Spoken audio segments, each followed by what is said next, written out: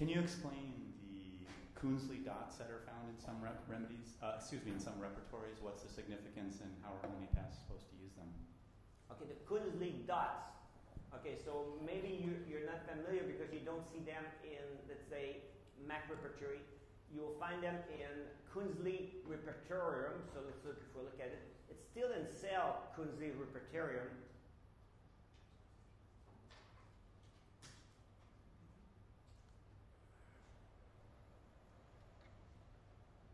You see, it's an orange book. It was published around 89, maybe in 87 it says.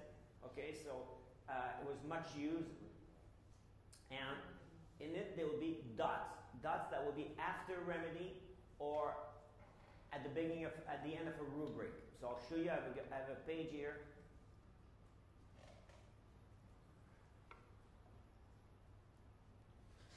Let me make it a bit bigger. So here we have the rubric vertigo, and it says looking steadily.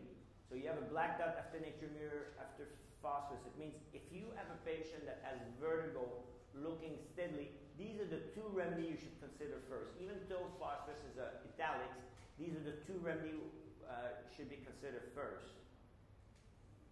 Here you have vertigo on the act of lying down. You have a black dot at the end of the rubric. So that means if you have that symptom in a patient, you really want to emphasize that symptom in your repertorization, in your analysis. It's a characteristic, it's very characteristic if somebody ever had that, in the action of lying down. So that means, and therefore you will consider three remedy more than others. Roux-Stark, because there's a lot of cases in the literature, Nux vomica and belladonna from by experience. So even though they're only a one in the repertory, Coonsley didn't want to change too much the grading. They were afraid not to disturb, but they put dots. But the dot does not come from Coonsley. It comes from Pierre Schmidt. Coonsley just copied them to his repertory, and eventually the students say, oh, we would like to use it, but it's Pierre Schmidt that did this.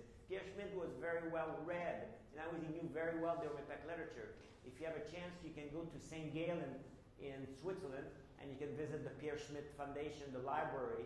It's a very nice library, all leather-bound books, very well kept, because Pierre Schmidt came to study in the United States. He came to study with Frederica Gladwin and Austin in New York and Philadelphia. And while he was here in 1921, he collected all the books he could. He crates of books, homeopathic books. He went to all bookstore and get them, or from old practitioner, or from widows and so on. He got crates and he sent that to Switzerland. And he had a wonderful library, which is one of the best in Europe for the American literature. So he was very well read, very learned person. Pierre Schmidt is extremely interesting. Like I said, anybody that can read French, read the 2 volumes of the teaching of Pierre Schmidt, les enseignements du Dr. Pierre Schmidt, that were published in French by Jacques Bohr, one of my mentors. Excellent reading. So that's a very good reading. And so Pierre Schmidt, because he knew so much the literature, he would put dots to the repertory like this, in his repertory. And Coonsley, being a close student of Pierre Schmidt, took the repertory and put the dots in there. Okay? So they're very useful. It's a good way to learn the repertory. Often I say to students, don't start with a digital program to learn the repertory, because it's more difficult and digital. You use a book. If you could find an old, not used anymore Coonsley, sometimes you can find them for $10, or use old Coonsley. Especially in India, they used to print them illegally. You know, they made illegal copy without permission. It's the same color, same thing, but it was made in India for a cheaper price. You can find them perhaps on the market. In any case, the point is just to learn your repertory, the structure of the repertory, the structure of each chapter, and then turn the page and just be familiar with what we talk in homeopathy, in the language of homeopathy, and learn the rubrics. That when you see black dots, oh, this is peculiar. Somebody that has vertigo lying down, and the act of lying down is peculiar. This is good to know. So it's a good way to learn characteristic symptom, and also Oh, look at this. This remedy has the symptom. Like you look here, vertigo from loss of fluid. Oh, look, 3 remedies are very strong to have this.